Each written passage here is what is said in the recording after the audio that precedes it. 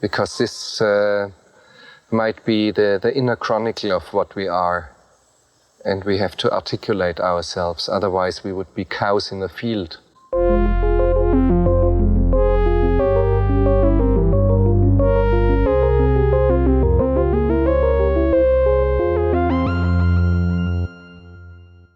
Welcome to Cows in the Field. This is a show in which we discuss philosophical themes in popular films. My name is Justin. I'm Laura. Okay, so I was initially going to say that today we're going to trick a South Korean family into hiring us, but actually I was thinking today we find out what the hell is Ramdan, because I was like that is I had exactly that question, and when Chung Suk says what the hell is Ramdan, I was like, that's a great line. I love that. We're talking about 2019 Bong Joon Ho's 2019 Parasite. 부모님 얼굴도 뵙고 좋더라. 건강들 하시고. 일거리가 없으셔도. 네가 내 대신 얘 과외 선생님 좀 해줘라. 영어. 대학생인 척하라는 거야? 구라를 좀 치지 뭐. 너 이 좋은 실력으로 왜 미대는 맨날 떨어지냐? 아이씨 죽을래. 저는 이게 위조나 범죄라고 생각하지 않아요. 참으로 시의적절하다. 부자들이 원래 참 잘 속아. 사모님이 뭐랄까. 풀타임으로 수업 어떻게 하시는지. Is it okay with you?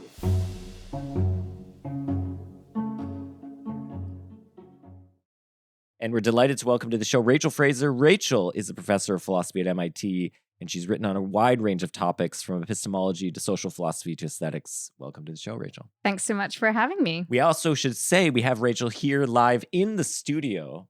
The studio is called The Field, right, Laura? It is. If you wish it to be so. We're here in the field. And this is, I think, the fourth episode we've done in the field. Actually, the other ones were we had our friend Molly come over in the heart of the pandemic. We quarantined and did an episode. Yeah, and then, she stayed home for 2 weeks so she could talk to us. Yeah, on mic about Fargo, and then it's very normal. My parents came on for Office Space, and then Brad. I think those are the only other ones. One more. Oh, there's one more. We discussed Matt Stroll, of course. Matt Stroll sung the song, which was that was super. So fun. it's a very special and elite collection. Oh of yeah, people you're in that a have been very with us. you're in an I am elite appropriately honored. Okay, Rachel. So first question to you. So this movie won Best Picture. When did you first see it, and do you have any feelings about it? How have those changed over the last I guess 5 or 6 years? I first saw Parasite when it came out in 2019 in the cinema, and I loved it. I thought it was fantastic. I was like, wow, this is basically a flawless work of art. And I haven't seen it since until I rewatched it to prepare for coming on this podcast. And I think my feelings about it have remained remarkably and boringly stable. I pretty much still think it's a masterpiece, that it's brilliant. I suppose I did, because I loved Parasite so much, I watched Snowpiercer. Okay, interesting. Just after Parasite came out, which I did not like at all. Yeah, I'm with you on that. Despite it obviously having many of the same themes, and even, one of the things that is, by this point, I kind of think a cliche about Parasite is it has this very visual rendering of hierarchies, right? So there's this sort of spatial realization of social hierarchy. And Snowpiercer has this too. Yeah. But whilst it works beautifully in Parasite, I did not think it worked at all in Snowpiercer. It just felt kind of hokey. Yeah. So that's kind of interesting, I think. There are obviously, preoccupations that underlie both of these films, but one of them is fantastic and one of them is, I think, awful. So that's kind of interesting. How is it that someone with clearly so much talent and so much insight can, make something so brilliant on one occasion and just fail so horribly on another? Yes. Anyway, I'm glad to hear you agree with me. I do agree. I think you and I, maybe Laura as well, we're in the minority on this, though. I think a lot of people like Snowpiercer. Yeah. But I remember it being pretty hyped for me, and then when I saw it, I was like, didn't care for it. Yeah. But I'm up and down on a lot of his works. I think that's right. I think Bong is a little up this and down. One is like a magic in a bottle. Yeah. Just so many things come together just right. Part of the reason I think the hierarchical structure, the sort of literalization of the hierarchy works in this film but doesn't work in Snowpiercer is just so freaking obvious in Snowpiercer. And in this, the sequence where they like walk down the stairs with the rain is there, and it's a sequence of the movie, but it's only one part of the movie. It's not like the whole structure of the film is screaming at you class hierarchy. I mean, it's there because of the characters and that they are in like some are poor and some are rich, but it's not like now there's this additional thing we're beating you over the head with. Like there's these different cars. Some people are eating other people or whatever, or eating bugs or whatever. Yeah. So it's like, I mean, it seems like one thing that makes a difference to the sort of aesthetic value of this maneuver is that in Parasite, what's happening is that like a pre-existing urban structure is being exploited for its symbolic resonances. Yes. Whereas in Snowpiercer, this train has been crafted deliberately to have a certain kind of symbolic force. Yeah. And, you know, if you sort of craft a symbol deliberately versus are able to sort of find one that's existing in the world, I think there's a big difference between sort of just how organic and how much, you know, terroir, as it were, the sort of symbolic resonances that you're trying to exploit. Yeah. There's just going to be a really stark asymmetry there. And yes, Snowpiercer just feels very on the nose. It's so on the nose. It's also like this film calls out the hierarchies in sort of subtle ways, like ways that, weirdly enough, like I'll give one example where I think the first time I watched it, I didn't pick up on it, but it's not like super hidden, but it is just kind of it's just a throwaway remark. And that's when after the big flood, and we're going to summarize the film in a second, but I just want to mention this, but after that big flood, the mother of the Park family, the super rich family, is being driven by Mr. Kim, the father of the poor family. And she's talking to a friend on the phone, and she's like, yeah, this rain was great. It just washed away all the pollution, and now we can have a really lovely day. And it's like, where'd that pollution go? We just saw in the previous scene all that pollution and stuff, and the sewage water just went into Mr. Kim's house.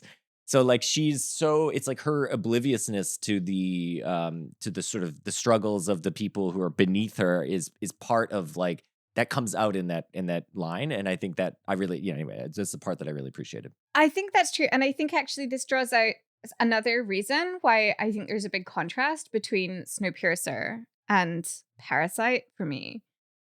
So I think one of the things that makes Parasite successful is that the rich family in Parasite are not like these caricature villains. Yeah. You know, they seem, you know, they're not like amazing people, but they're also not these sort of monsters, right? Like at one point early in the film, the Park mother says to the Kim son, I was going to pay you the same as I was paying Min, the rich friend that introduced them, but I increased it for inflation. Yeah. You know, so it's like, this is, you know, someone who has some sort of instinct of like kindness or fair play or whatever. These are not like caricature villains. Whereas I think in Snowpiercer, the sort of the rich people, the people at the top of the social hierarchy really are these kinds of caricatured villains. Yes. So that's one difference. But I think something else that's really important is when the mother of the rich family is saying the rain was so lovely, it got rid of all this pollution, it's not like she's saying something that's straightforwardly false. Yeah. Right? So there's this kind of image you can sometimes have of people who are at the top of the social hierarchy where they're just completely delusional, right? And I think one of the things that's so powerful about Parasite is that the rich people are not completely delusional. They like have true beliefs. It's just that their attention is systematically drawn away from certain things. So I think there's this really quite subtle understanding of like the epistemic and moral situation of people at the top of hierarchies. It's not the idea that they're just these evil villains or that they're subject to these like delusional beliefs.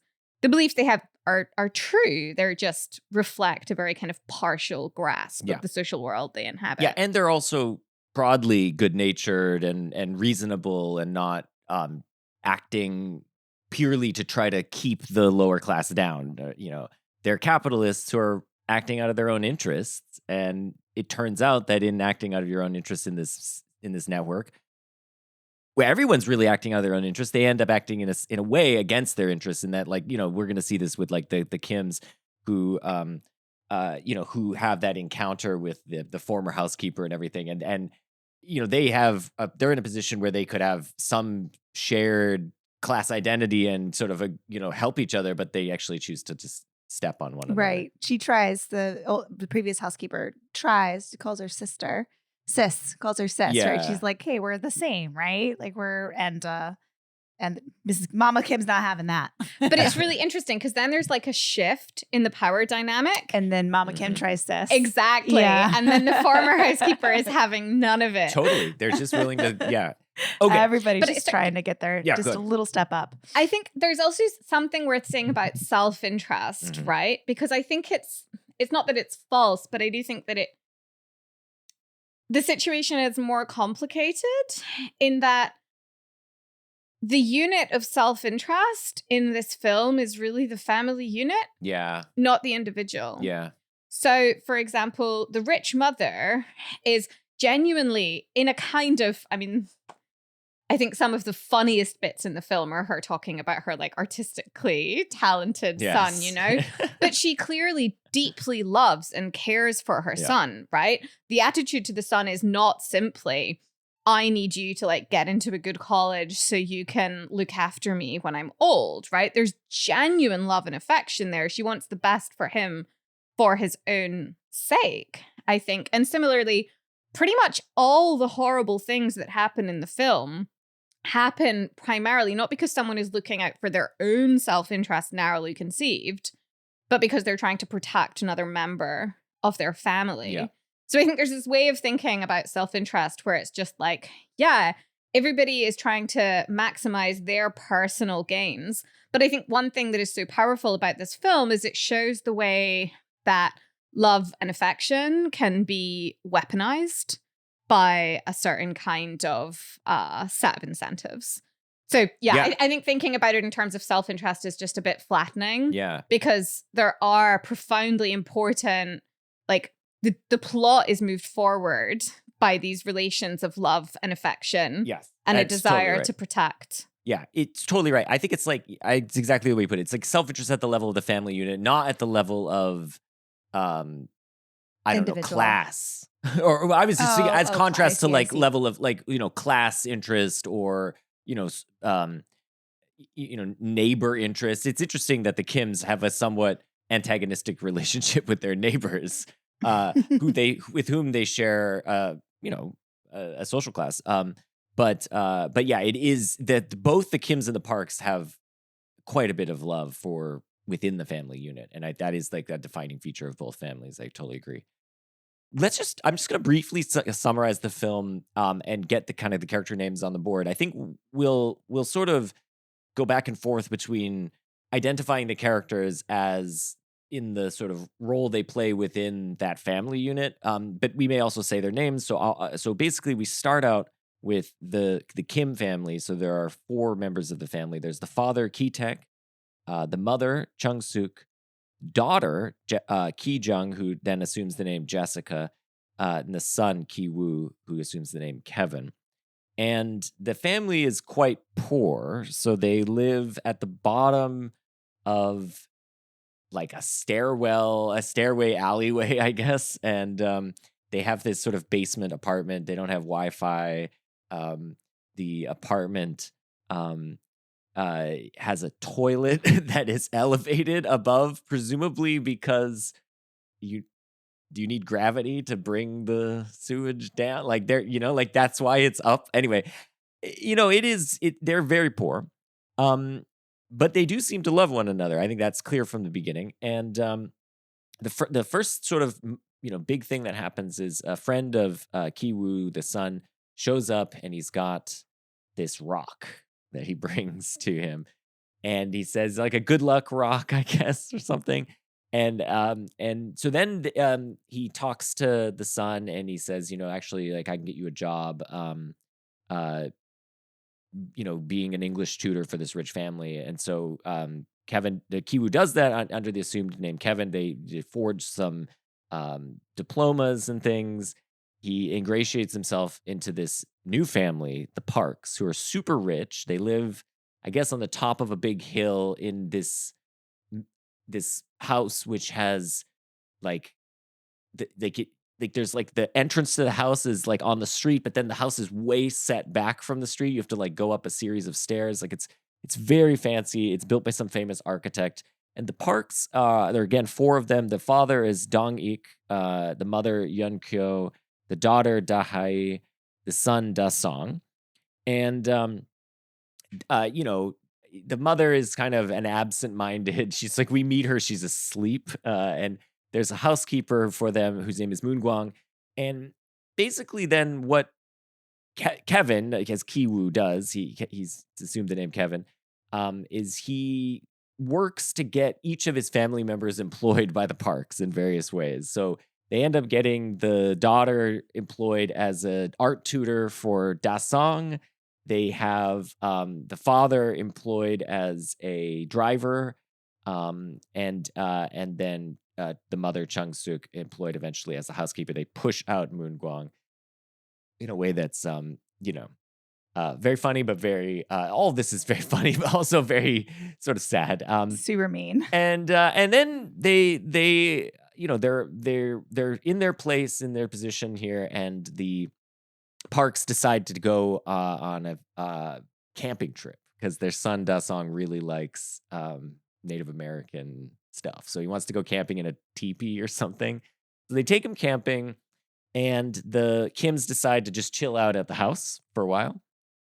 But as they're hanging out, the old housekeeper Moon Guang shows up, and she says, "I gotta get something. I left something in there." So they let her in, and then it turns out that she's been harboring her husband Jun Se in the basement of the house for 4 years. I guess it was since because she was the previous housekeeper for the architect who built the house previously. So he's been down there. He's like avoiding debt collectors, I guess. And she begs and pleads with Chung Suk to let her stay. Chung Suk is initially just like, no, hell no, I'm not gonna do that. I'm presumably because it would jeopardize her position in the, you know, as housekeeper. But in that moment, the rest of the Kims are eavesdropping, and one of them slips, and they all fall, and it's revealed the ruse is revealed to the former housekeeper Moon Guang.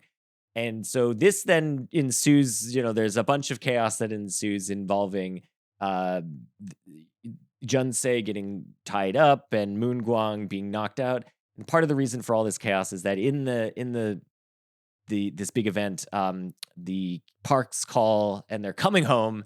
They've got 8 minutes to make Ramdan noodles for them, and of course they have to clean up and everything and hide. And this is just a lovely sequence. And then the final bit of the film is a sort of big party that they're having for Da Song, because I guess this camping trip was for his birthday. So they decided instead to have a party at home, and they of course have the Kims there because for various reasons they're all invited. And things get very bad, and Jun Se escapes from the basement and stabs Jessica, and what else? And then he is stabbed by Chung Suk, but he's skewered with the bratwurst with or the whatever. bratwurst, and finally, in the ensuing chaos, Da Song has a seizure, and then Mr. Park is like, we've got to go to the hospital and take my kid to the hospital, so give me the keys to the car. And I think he gets the keys and he's going, but as he goes over to the body of the slain Jun Se, he reacts. I love it because it's in slow motion. He reacts with just the worst disgust of the smell of Jun Se. He smells horrible to him. And this throws Mr. Kim just into a frenzy, and he decides to take the knife and stab Mr. Park and then run away. And so I guess and then I guess also the son Kevin had been hit over the head. Okay, that's basically the main, and that's basically all the beats of the film. Yep. And then it has this kind of nice little coda at the end, which we can talk about. But you know, one of the things, maybe let's just start with the title of the film, because I think director Bong has a view about what it means, but I'm just kind of curious what you guys think the title means in this context of everything that happens. We have these like two families that are sort of feeding off each other, but like, you know, there's obviously many parasitic things happening here, but what do we think with the title, or how do we want to think about the title in the context of the film? So I guess I'm familiar with like a kind of debate about the title, which goes something like this. Are the Kims the parasites? Like off or are the the Parks Parks question? the parasites? I don't know. It And I strikes me guess- as like the wrong question somehow. I'm not sure why I can like have a go at articulating it. I feel like, to me, Parasite is the minute you start asking who is the parasite, feels like you're already buying into a way of thinking about other people, which is kind of part of a paranoid fantasy. So it just seems to me like you have to kind of hold the title Parasite almost at a kind of ironic arm's length difference. Like, I feel like just being like, oh, there is some truth about who the parasite is here is granting the idea that like parasite is like a useful analytic notion. Oh, interesting. Rather than like a concept which you would only use to think about other people if you, in the midst of a certain kind of like paranoid fantasy. Yeah. So when I went back to look at my initial Letterboxd review of this, and what I thought at the time, after immediately seeing it, was that the parasite, and I think this is actually in keeping with what you're saying, Rachel. So the parasite, so there's this sort of idea of like the parasite is this thing which latches onto something and feeds off of it in some way. Okay. But there's this other kind of parasite which is the one that goes into, what is it called? You remember what this is called, Laura? It's like it goes into a bug and it forces them to go up to the top of a blade of grass, and then it grows something else so that it can get eaten by a bird. The zombie fungus? The zombie fungus parasite. Yeah. So there's a different way of thinking of the parasite, which is like, it's neither, we shouldn't be thinking of the of either of the family member groups as parasites on one another, but rather as the parasite is this thing that, so what I thought at the time was it's sort of a way of thinking about like ideology in general, is this thing that blinds us to our to recognizing like our true, like, you know, the reality of the situation in front of us. And to me at the time, this was most clearly cashed out in terms of like the fact that when the Kims meet with the old housekeeper and her husband, they don't recognize in them people that they have common cause with. They see them as enemies, and they both see the Parks as not their enemies, but as like people they need. And the film has this very pessimistic ending where you get this sort of fantasy of the son who says, like, yeah, I'm gonna buy. He's like he's imagining writing back to his father, who's again trapped in the basement. That's just something we should mention. I guess I didn't mention the first time. He hides out in the basement. And he imagines writing to him and saying, like, I'm gonna buy the house. I'm gonna work really hard. I'm gonna go to university. I'm gonna buy the house. And then the final shot of the film is like he's just back in the basement. And then apparently, I'll just add one button to this. IMDb trivia, so who knows? The final song that's supposed to play, that was written by Bong Joon-ho, was originally titled 564 Years, and that was meant to be the number of years it would take him to be able to buy the house. So it is supposed to, like, I think really Bong is trying to say something like, yeah, this kid is in the grip of a fantasy here. Like, he thinks within the existing structure, like, I can do this, and as long as I work hard enough and appease people like the Parks, whereas there's this other alternative, which is like, no, you form common cause with people in your social class and you work together with them, and you actually, And in that sense, like the delusion of upward mobility is like the parasite, because he talks about like when he says like, why do you keep clinging to that rock? He's like, it keeps clinging to me. Yes, exactly. So I think there's a reading of the film available on which you say something like, the Parks and the family of the former housekeeper, in fact, they have shared interests, but the problem is that they fail to recognize these shared interests, and that's like the cause of their downfall. And I think there is definitely like a strand of that kind of logic running through the film. But I also think one of the things I really like about the film is that it doesn't entirely fit that kind of two-pat narrative. So, for example, think about when the former housekeeper turns up. They don't need to let her in. Like, the Kims don't need to let her in at all. Why do they? It's out of some mix of like curiosity and pity, right? And then, there's hostility there.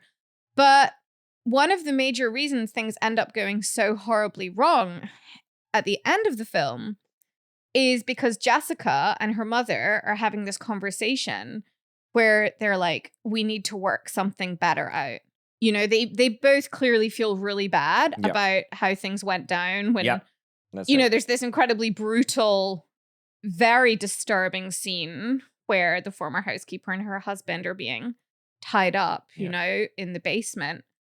But yeah, Jessica and her mother are clearly like, that was not a good situation. Yes, we need to remedy this. We need to remedy this. We need to come up with like some kind of compromise, basically. We need to cooperate and come up with some kind of compromise. And the Kim mother gives food, like nice food, to Jessica to take down to the basement. Yeah. And it's because of this tenderness, it's because of this tender-heartedness that things go horribly wrong. So I think part of what the film is getting at is the horrible truth, actually, that they don't have shared interests, right? That the Kims would have been better off. Like, they really would have been better off if they had just cut themselves off from any kind of empathy with the Parks situation. Just killed, you mean with the housekeeper? Yeah, with the housekeeper. Yeah, so with the housekeeper. Yeah, exactly. Yeah. They would have been so much better off. They didn't do that because they have like, there's ambivalence, right? Yeah. They're these real human characters. They're freaked out. Like, who wouldn't be freaked out learning about this creepy basement? Totally. They're scared. But there are these flickers of empathy and just a desire to work out a situation that isn't zero sum. And that's why everything goes so horribly wrong. Isn't it though that like the son goes down with the rock, basically thinking like, I've got to kill he's the one who's going down there thinking like, I've got to take care of business. And he goes down there and it's his going down there that gets him his head bashed in by Jun Soo, the man who's down there. And also, let's say, I should just mention, in defense of my reading a little bit, the Mama Kim is the one who kicks the former housekeeper Moon Gwang down the stairs to basically hide the situation, to, again, ensure her situation remains stable with the park. So there is this kind of like, and that ends up killing her effectively. Like, she then dies of like a internal hemorrhage or whatever.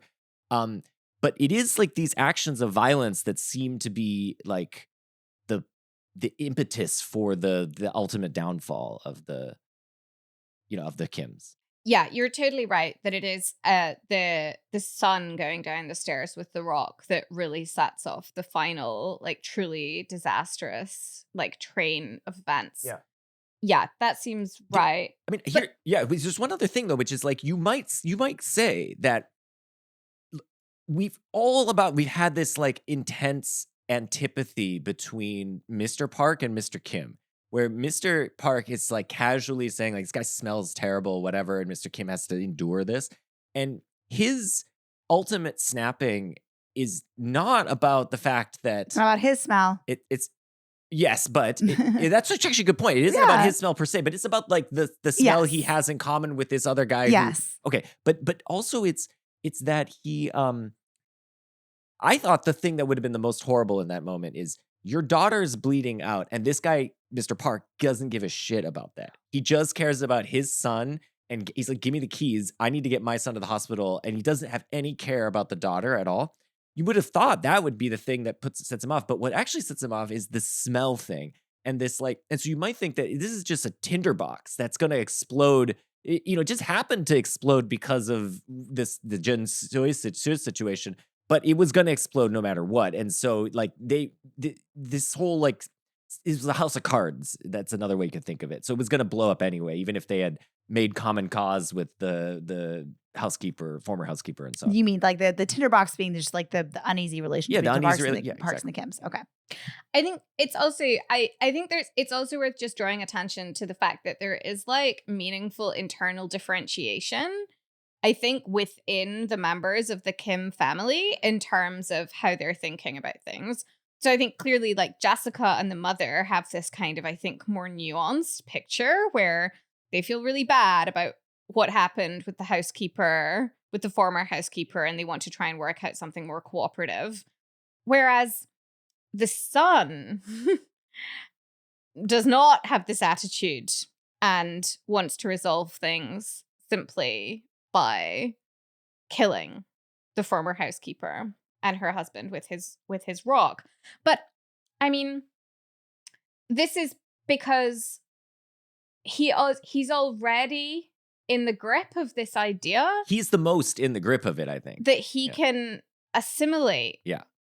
So there's this really interesting moment where the Kim's son, is kissing the rich daughter who he's supposed to be tutoring. So, this is obviously a familiar cliche. But afterwards, they stop kissing. And the rich daughter is saying, like, you were thinking about something else, And he denies it, but he's looking out the window at the beautiful party. And it's clear that, his like erotic interest is really not directed at this like concrete girl in front of him. It's rather the sort of wealth and polish that she represents. Like the thing his like erotic longing is like really directed towards is the party. Like he's like, oh, all these people, they had to come at the last minute, but they look so fantastic, So I think there would be a way of thinking about things where it's like, oh, it's the fact of the grief, the trauma he's endured, his father being trapped in the basement that makes him cling on to this idea that he can purchase the house. But really, he's already become like deeply affectively, even erotically invested in the idea of coming to possess that house. Absolutely, yes. It's just that he used to think he could do it via marriage. Yeah. And now he's realized that he can't do it via marriage. It's going to have to be via like the acquisition of wealth. It has to be more brutal. Yeah. Yeah, and we already had an inkling of that too, because he wants to daydream about like, what room would you have if you own this place? When they're getting drunk in the house. And Jessica's like, I'm not gonna even daydream like until I get this thing. Like if I get the house, then I'll tell you what room I want. But she's far more realistic. He thinks about the wedding. He's like, okay, when we get married, we'll hire actors to play mom and dad because obviously we can't bring in you guys. Like he's really thinking ahead about this carrying out this fantasy to the nth degree, to the point where then he, by marriage, ends up having some stake in this house. He is definitely the one who's the most in the grip of the kind of upward mobility sort of idea, the possibility of upward mobility within the family. It's really interesting. So the more I think about it, like thinking about the way in which like the sort of romance object for the poor son is not the girl, but rather the house. I think you can almost start to think of the film as having the structure of a classic like lover's triangle. Okay. Because there's the beloved object, the house, and then there are these two suitors, the Kim family and the former housekeepers. And of course, it's like a cliche of this kind of movie that one person can be driven to violence in order to like guard against threats to them being the one who's capable of possessing the beloved. So yeah, I think there's a way of thinking about the structure of Parasite where actually it's kind of a romance, like a really horrible romance. And the former housekeeper, and she comes with the house. Like her loyalty is to the house, Yeah. not to the Park family. But like she I think she's there before. She was there before them. She wants to keep that like it in its pristine integrity architecturally, because she like cares about that. The other thing that I think adds another, I don't know, level of sort of class, I don't know, complexity to this film is that it's not just about material wealth and determining class, but it's also about a certain degree of like feelings of superiority or looking down upon. So when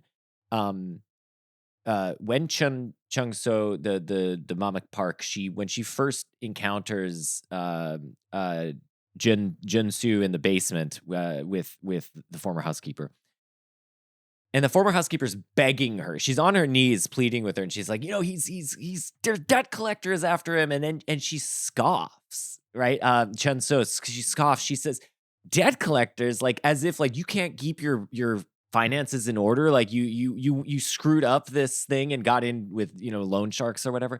Even though we know at this point that like that family, the Kim family, have had multiple failed businesses. Totally. Right? Like we learn that very early on they're in the diner getting food, right? Yes. Yeah, but she wants to feel better than, because she's not in this position. She's now in a position of some stability. And so I think there is this feeling of like,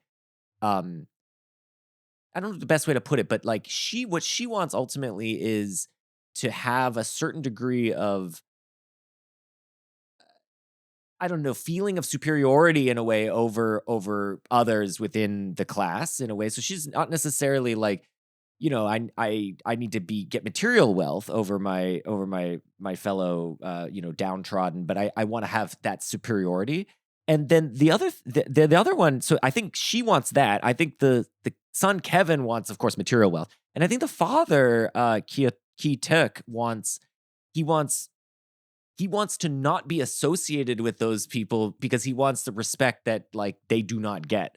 And that's why I think that like the feeling that what sets him off is the Park father smelling Gunsei and being disgusted by it, and that is what throws him. Is it's like I think he's angered about the fact that like he is in the same class as these people who are deemed to be disgusting or can't be like sort of looked at or thought about.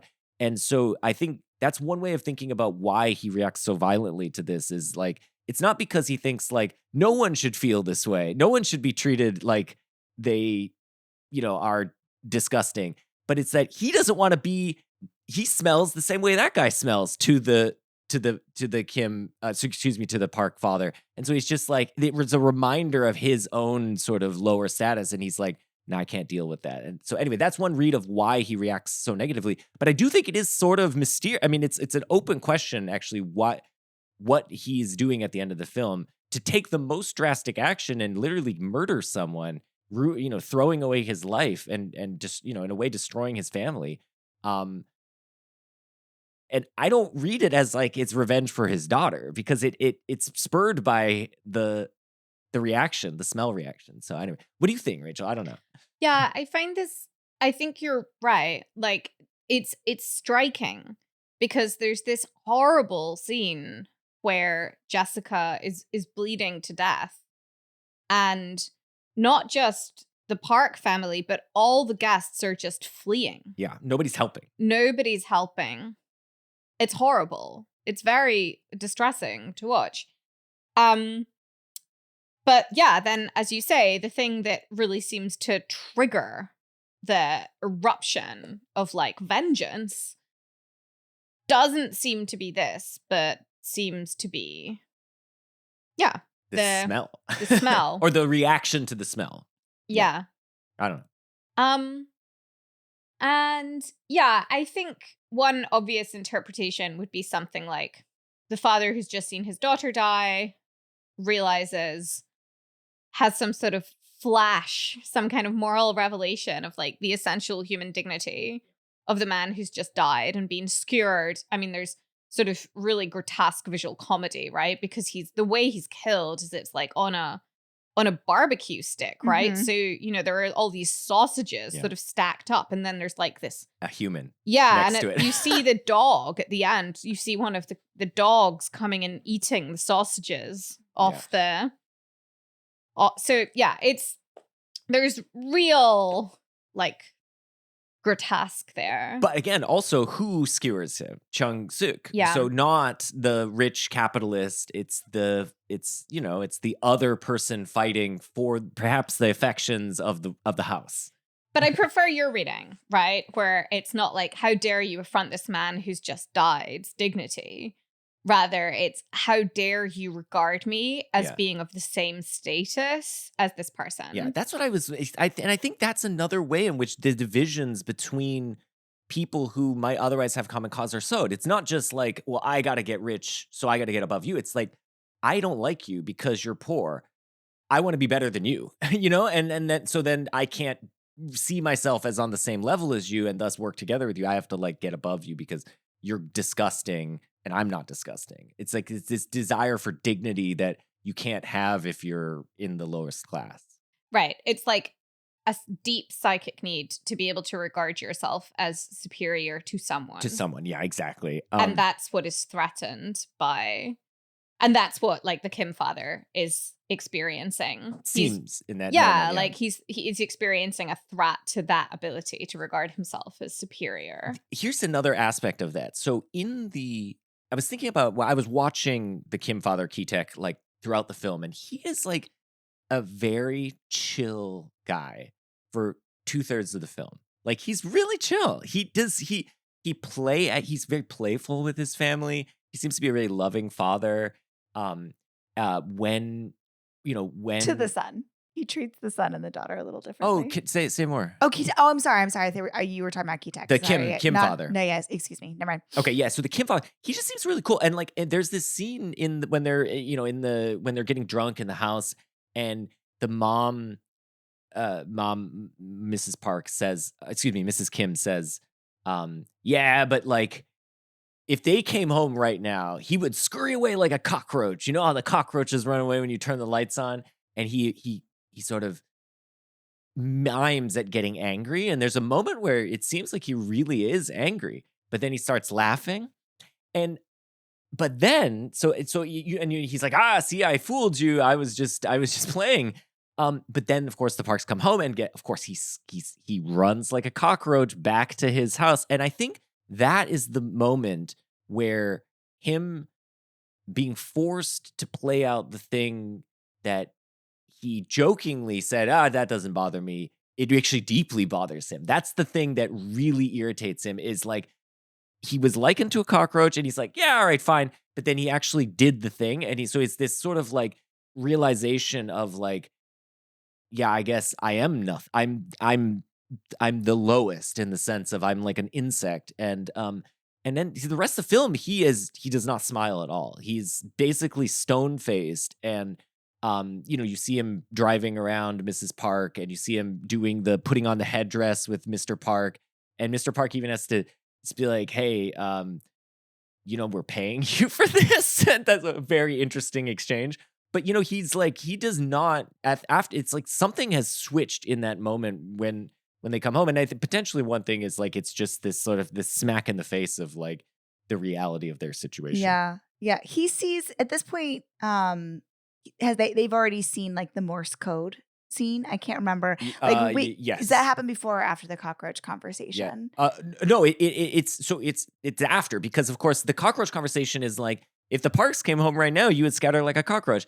And then the Parks come home, and because the housekeeper comes home and they discover it, and the Parks come, so it's like all that happens after. Because I think like maybe also one read too is that he considers himself superior to or above Jung-se, and that like Jung-se is like his way of his response to being imprisoned in this basement hiding from debt collectors is to become like to worship the Yeah, Parks. right. He's my provider. Like, I love you. He's sending him love messages and stuff. And he says, like, right before the man makes the smell, like, he makes that smell face. Like, he's like, respect. Like, I respect you because you enable me to survive. Yeah. And Keatak finds that kind of revolting Yeah, himself. that's interesting. And then so he's like, I'm not that. I'm not groveling to these people. I'm tricking them. I'm Yeah. taking advantage of their ignorance or their naivete in order to like get what's mine. But then when that moment happens where he realizes that like he's not like he's afraid of them just as much as that as Jung Se is worshipful. Like it's Yeah. a different kind of response, but That's it's still really one of interesting. inferiority. Yeah. And that like deeply upsets him. Yeah. That seems right to me. I think that's a really compelling reading. You know, the other thing that I find really interesting about the Kims are at least the father Kim on this read is sort of disgusted by by Junsu and the kind of poverty and so on. Though he's not like his son in that he is like making serious strides to get out of poverty. He's sort of just like content with it until it's thrown in his face. But what I find really interesting is the Parks' relationship to the Kim's poverty. So the Parks have a kind of casual fetishization of poverty. And so this comes out in a number of ways. But like one is that when they're on the couch and the Kims are under the table, and then they start having sex, it's the Parks, and they're play acting of that she's the person who left the panties and he's like, buy me drugs or whatever. And so they play act as being impoverished, as being the people that they were sort of in an earlier scene disgusted by. She was handling that with a glove. Yeah, like handling the panties, the glove. Yeah. But I mean, it's not like these are real people, you know? Oh yeah. They're the projections. Like the idea that there was some,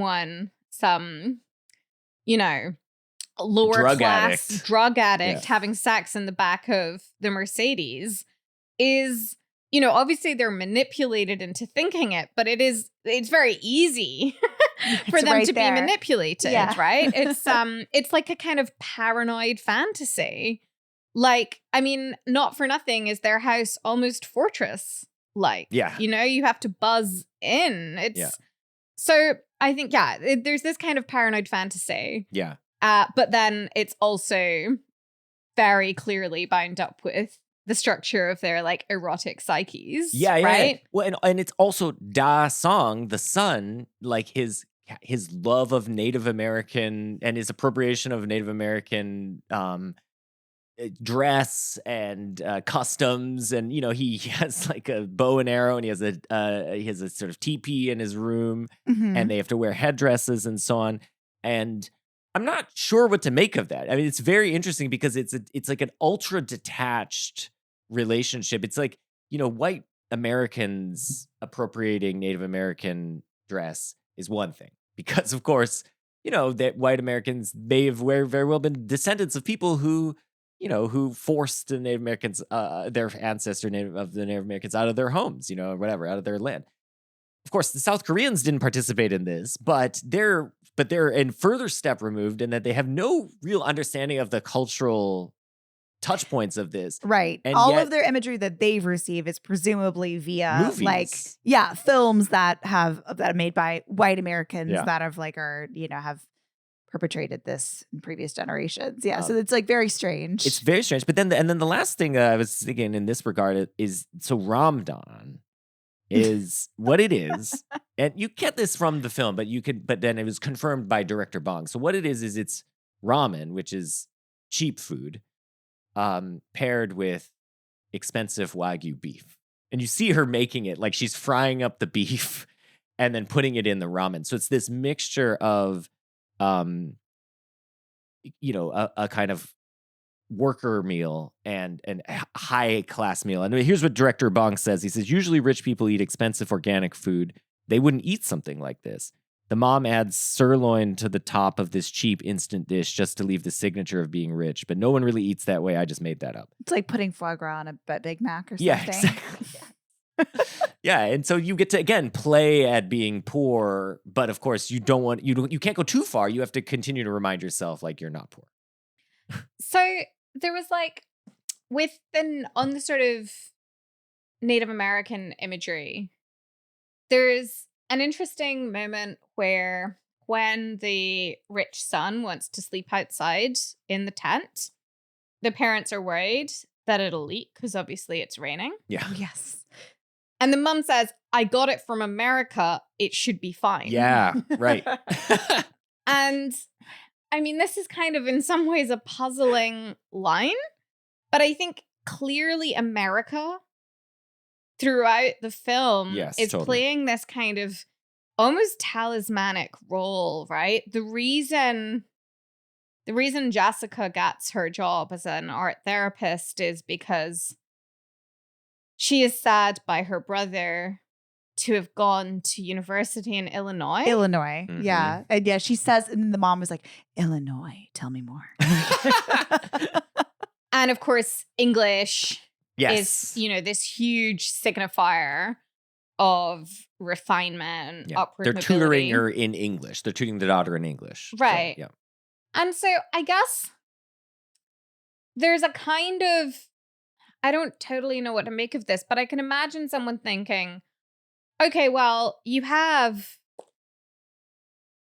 America, this kind of global behemoth, right? And on the one hand, you have like, if you just regard things like within Korea, you have like the elites within Korea who are the Parks and the non-elites within Korea. But there are just these various points in the film at which you are reminded that, Korea is embedded in this like global network of wealth flows, right? So you see the thing about the park father hitting Central Park. I think there's like a news report and obviously the ability to acquire English. You also, Min is going to study abroad and you don't know where exactly, but one obvious guess would be America. So there's this kind of sense that even the elites, there are these like little reminders that even the elites within this film are kind of non-elites within this like Yeah, the broader broader structure. Yeah. within this broader structure. Mhm. And so I wonder how the Native American thing fits into that, right? Because one way you could think about it is like, oh, this is so peculiar because there aren't really these connections between Korea and America in the way that, like white Americans living in America today are kind of obvious descendants of and beneficiaries of like a particular history of like displacement and colonialism. And I guess like one way to think about things would be like, oh, well, contemporary Korea is just removed from those dynamics. But of course, in another sense, it's not Yeah, I at see. all, Mhm. right? Mhm. So I don't totally know what to make of that, but it feels like there's some kind of attempt at these periods. I don't know how successful it is. Like, I don't know how sort of integrated this idea is successfully into the kind of, I don't know, overall melange of the film. But it does feel like there are these kinds of attempts to situate the dynamics within Korean society in like a broader global context, and that the Native American imagery might be part of that. My read on all of this is like their fetishization of the poverty, the Native American stuff. Also, I should add one other thing, which is that the daughter, the Park daughter, falls in love with the Kim son too. So there's this again, this sort of like they're attracted to the poverty in some sense, even if they're not knowingly so. But there's another dimension to it, which is like that. So there are various borderline transgressions that occur throughout the film regarding sort of the Kims transgressing onto the Parks in ways, though, that the Parks, I think, find attractive. Titillating. So yeah, it's titillating almost. So the first example of this that I thought of was in the initial lesson that Kevin gives to Dahe, he grabs her wrist in the middle of the lesson, and the mom reacts like, is suddenly like, what are you doing? Are you assaulting my daughter? She also reacts when anybody like outside the family touches her too, because at some point, the dad touches her, and he would like to touch her hand, and she like recoils as a hand, like to do a handshake, right? Yeah, it's like it's funny because it's like it's such a it's like a business. Yes. It's like a business mannerism, but she treats it as though it's this overture to something like far more intimate. Yeah. But also there is this, like, again, like, it's almost again like you're not allowed to touch me. Yeah. Like I'm fucking rich. That's like, that's how I read it. But it's so interesting. I think this is really important in the film. So like one of the early scenes, the Moon Guang is trying to wake the mother when we first see her. She claps. It's like this it's like this performance of deference, right? Not only doesn't she touch her, she stands kind of comically far away, and then she claps, right? But it's, it's this whole performance, this very elaborate ritual, which, is designed to sort of constantly maintain class differentiation. Right. And I think okay, but I'll just explain what I think is going on in this scene with he grabs the wrist. Because I think, so initially the mother is sort of astonished and slightly horrified, but of course she then immediately hires him. And in part because he gives this little speech about like, you have to dominate the test and all this and that. But I think it's also because his willingness to transgress is, I think, in a way to her, even though she wouldn't be able to sort of articulate it this way, something that she desires. She desires a certain transgression in order to be reminded. One way of putting it is in order to be reminded of like what it's like to be a human being. And part of the reason for this is that I think of it this way, is that the parks are extremely closed off. I mean, not only is their house closed off from the world, the characters are often the children of the park children are often shown gazing longingly out the window, like they're trapped in this house. Lonely. Like there's a desire for human connection that they're not having, and Dazong's best friend, I think, is the former housekeeper. It's the housekeeper. Yeah. She's like, I'm still texting him. I know. And so I think there is this sort of like thought that like, okay, we are sort of, I want maybe it's just like a contradictory desire. It's like, I want to be above you, but by being above you, I can't have any relation with you except a transactional relation. But I also kind of want to have a non-transactional relation because I want to have some non-transactional relationships that are like remind me of what it's like to be a human being. And these people sort of do that. And the other example that I thought was kind of interesting is Jessica's first lesson with the boy. She just effectively disrespects the mother. She says, just leave us. And she doesn't even look at her when she says that. I think that's so interesting. Like there's this sort of like, how could you do this? But okay, but I guess you must be amazing, so amazing that I'll let you do this. And I think they like this. The father even says at one point, even though he always seems to cross the line, he never does cross it. And for him, it's the experience of Mr. Kim in the car saying like, "Oh, do you even love your wife?" Because he's sort of mock complaining that she can't cook or clean. And Mr. Kim's like, "Yeah, but you of course love her, right?" Like. And he pauses for way too long, Mr. Park, he says, and then he laughs because he's like, okay, I guess that was a joke. But he said, we'll call it love. Yeah. That's what he says. But I think it is interesting, that he sort of, there's this sort of like, yeah, I kind of like there's a thrill almost to like having these poor people pushing the boundaries up against them. So one of the first times this, crossing the line, because, of course, I mean, it's a very old problem for people who have servants, right? This problem that, on the one hand, you have these people living in profound intimacy with you, but on the other, a constant desire to maintain differentiation. But the first time you hear this language of crossing the line is, I think, in connection with the idea that the chauffeur was having sex in the Mercedes. Oh, yes, that's Mhm. right. Yeah. And there's this really fascinating exchange between the husband and the wife, where the husband is saying, why did he have to cross the line? Why did he have to come and have sex in the back seat? Right. Yes. like that's my He's seat. almost like, I wouldn't have minded so much if he just had sex in the front seat. And I find that really interesting. Just that it's, the my seat. Like it was the intrusion into this particular spatial region that was such an affront. I had a thought on the first tutoring scene, so I agree. Like the moment where Kiwoo seizes the hand of the rich daughter, so tense. I mean, as a viewer, you're just like, has he just blown it? Like, has he just screwed everything up? But a word he uses, I think, or I mean, the English translation is vigor. He talks about needing the vigor to pursue, like to keep pushing through in the examination.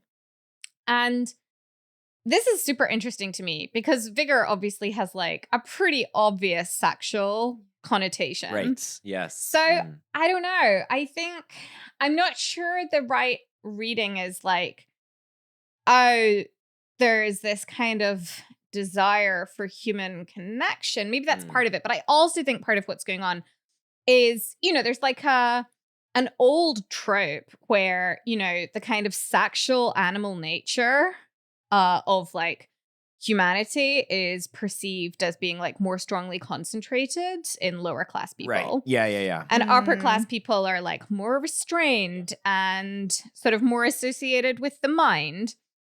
And so I think that there's this kind of exploration of a certain kind of contradiction where it's like, on the one hand, there's this, if you want to be successful, you need this vigor, you need this like erotic energy to be able to pursue your goals. But also there's a desire to kind of split oneself off from that animality, Yes. have it removed It's like and low. contained, Yes. right, in the Yes. lower classes. And I think that also makes really good sense of what's going on in the sofa scene, right? Where it's like, in order for the Park husband and wife to be having sex with each other, they need to like be imaginatively inhabiting their like fantasy of the lower class. That's the only way they can like inhabit their own animality, right? Yeah. So I think that's part of what's going on. I like that a lot. I think that's really, really cool. Yeah.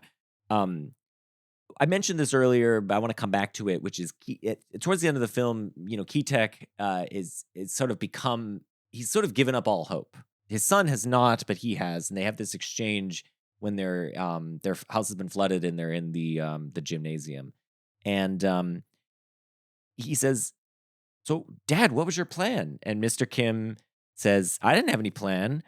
You know what kind of plan never fails? No plan at all. You know why? If you make a plan, life never works out that way." And then he points out that everybody there is sleeping in the gym, clearly not part of any of their plan.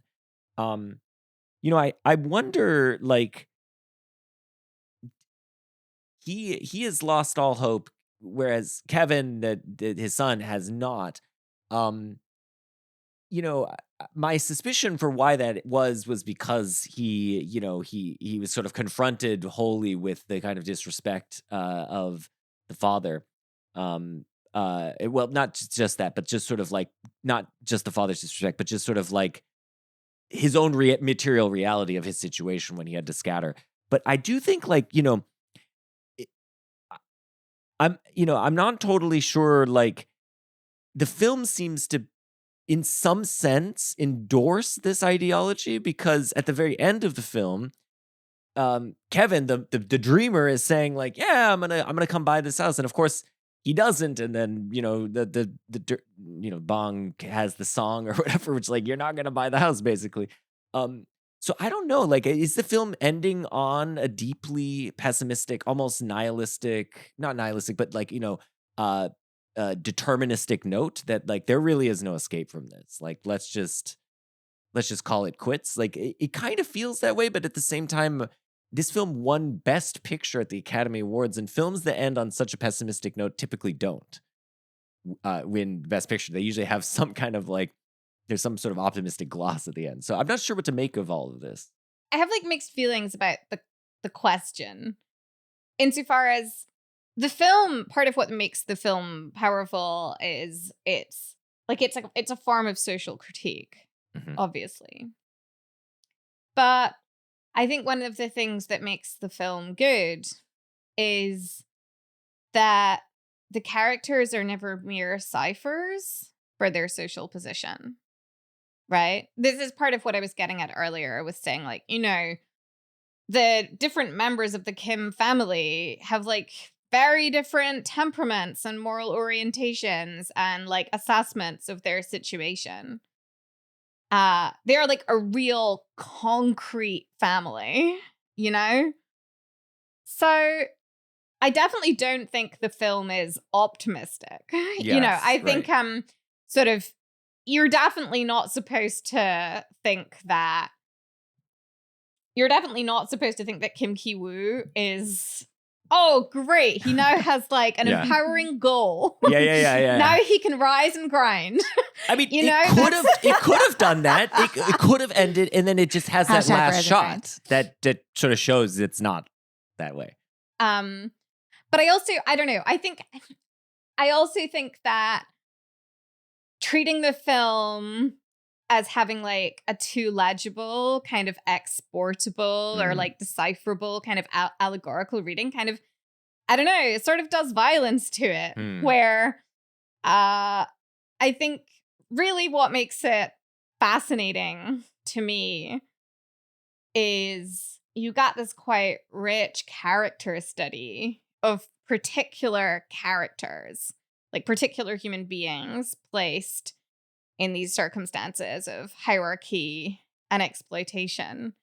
And I'm sort of reluctant to treat any of them as kind of stand-ins for like an arbitrary per person, right? And to kind of export any moral about sort of whether social mobility is possible in contemporary South Korea. I guess I just think if that's what the film's trying to do, like, why watch the movie? Like, read some social science. Sure, yeah.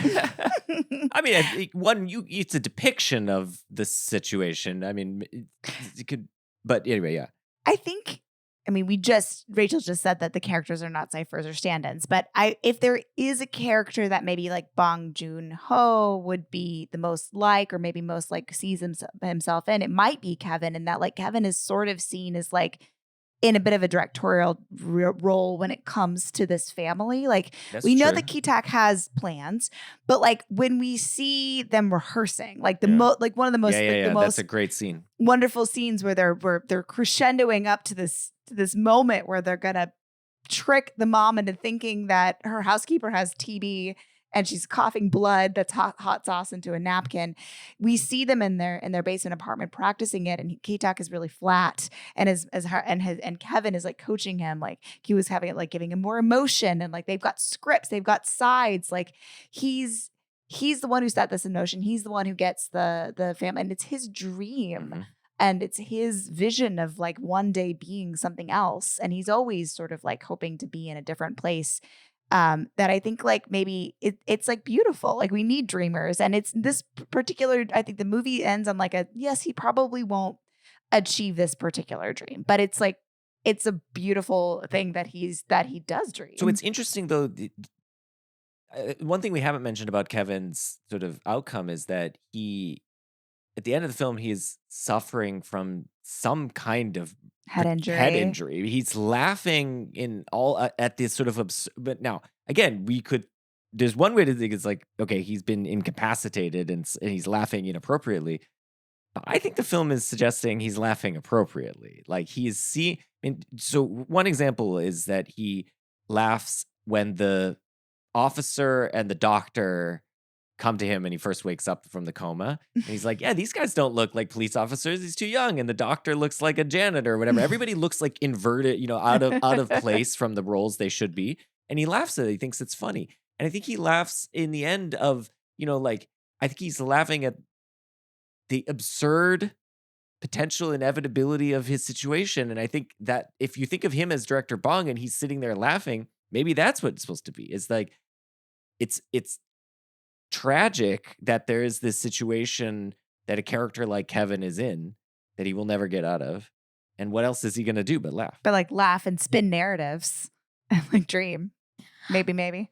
Yeah, it's definitely in the early part of the film, there is a kind of perpetual concern with play acting and authenticity and people being or not being who they're presenting themselves as. And there's also this kind of idea that you see sort of implemented in various places that the only way to know the truth about someone is via their involuntary bodily responses. So you get this in the feeling of the pulse in the tutoring scene. But there's this really, I find it very pathetic moment where Kevin is talking to his father early in the film, where he's about to go for his interview for the tutoring job. Yeah. And he's got his forged documents. Yeah. And he says, I'm not a cheater, a liar. Like, I will be going to this school. I've just got the documents a little early, Yep. you know? So like, there's this real deep investment in this early part of the film in the idea of authenticity, right? And the idea that, you know, there's a sense in which he's just a con artist and he's brilliant at it. But I think early in the film, he would very much resist that description. He's very like buying into the idea that what he's doing, he might be like deploying tricks, but they're tricks to reveal his like true nature to people. And then I guess one of the things that seems to have happened at the end of the film is there's like a disillusionment with this idea of authenticity. There's like this really profound sense that everyone is just play acting. And that seems like part of what's going on with the doctor and the policeman is like a sense that these people are just wearing costumes. They're just parroting lines that they've rehearsed earlier. And that he just has this sense of the groundlessness of people's social identities, maybe in a way that he very much didn't at the start of the film. So there are ways in which it seems like he ends the film in this very naive place, thinking, I'll be able to buy this house. But there are other ways in which he seems not naive at all, in which the film really does serve as a kind of Bildungsroman for Kevin, where he starts off very kind of wide-eyed about the idea of being able to like reveal your inner essence, like the truth of your being to people via your social roles, and ends up very disillusioned by that idea. Well, and then Key Tech's ending is also deeply tragic in that he seems to be forever stuck in this basement. So he's taken. So the very character he did not want to be, Jin-soo, that if on my read he was like, that was what triggered him, was the smell and the being Didn't want to like, be associated with didn't him. want to be associated with it. He is that character Right, now. and on Laura's reading, it was a desire to differentiate himself, Yeah. like to not be this kind of fawning.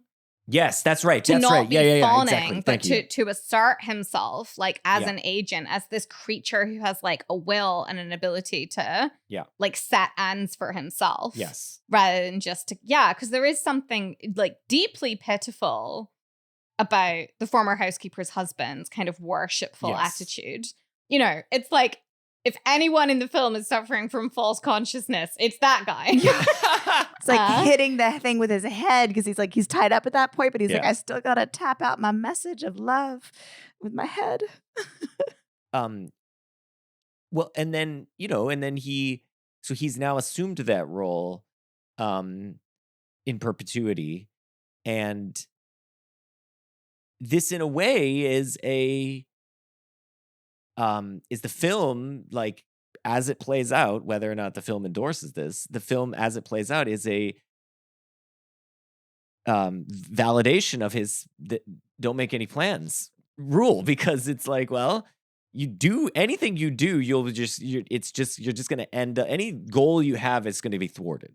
You know, You start in a basement, you end up in a lower basement. yeah, exactly. His goal was not to be, it was to be differentiated from this other guy, and he now is that guy. Though, one of the things that made the previous guy in the basement so pathetic was that he was tapping out the messages Yes, to Mr. Park. that's right. Whereas, you know, at least Hitchcock is tapping out messages to his son. Yes. I mean, this is very sort of slim pickings as far as optimism goes. Yeah. But there is, I don't think it would be quite fair to say he finds himself then in the situation of like obviously in some sense he does. He's in the basement, but he has not. But he doesn't respond to it in the same way. Exactly. Yeah. At least by this stage. For now. Yeah. But one does think, I mean, what I love about the film is like there's a reason why Jin-soo had to be in the basement. He's evading debt collectors. But why does he have to drink from a baby bottle? Oh, well, I mean, presumably that, yes, I don't know. He was hungry. He needed food quickly. I mean, I don't know. I don't know if you know much about baby bottles, Justin. If you remember, it's not that quick. It's the whole point of a baby bottle is it slows it down. Actually. That's true. I don't know what's going on there, but you know, and one must, you know, and then there's the same thing with Ki-taek where he cannot leave because he's wanted for murder. You know, so it's again the same. It's just tight writing in the sense that you find a way to put him in the same situation. And then who's to know, you know, the film ends, but this guy's going to be there for a while. Is he going to eventually start tapping out messages to the Swiss father who moved into his house? Things aren't looking good. Rachel, one of the things we talked about over email and you mentioned you wanted to talk about was the trope of the mad woman in the attic and the man in the basement. So clearly we've been talking about Ki-taek and Jin-soo, the mad guy and the man in the basement, but who is the mad woman in the attic in this case? Yeah, so I was thinking when I was rewatching Parasite that there's obviously this kind of deep interest in physical space and how physical space is separated. And one thing I think that is very interesting is, for sort of obvious reasons, a lot of the reception of Parasite has very focused on its kind of socio-political resonances. But I also think there's a very clear, more traditionally psychoanalytic reading. So, reasoning.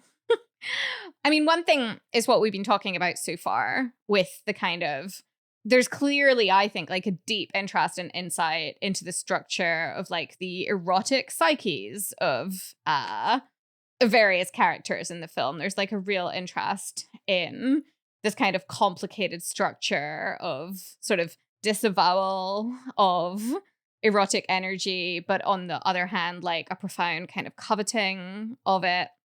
But at the beginning of the film, when Jessica is being hired as the art therapist, here's something she says to the mother. I mean, she's obviously bullshitting. I think, Jessica in the early parts of the film talking to the mother, it's very funny. Mm-hmm. But she sort of says to the mother, don't you want to open the black box of the mind? Yeah.